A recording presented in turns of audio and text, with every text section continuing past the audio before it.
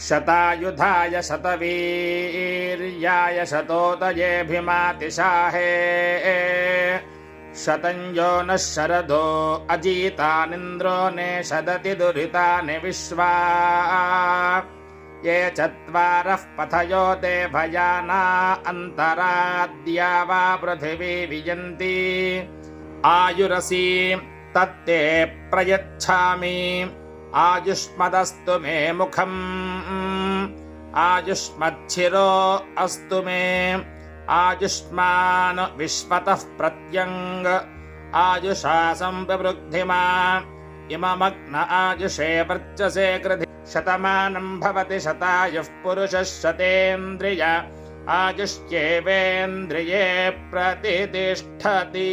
आयुर्देवता अनुग्रह सिद्धि द्वारा संपूर्ण शरीर आयुरारोग्य ऐश्वर्याभिवृद्धिरस्तु।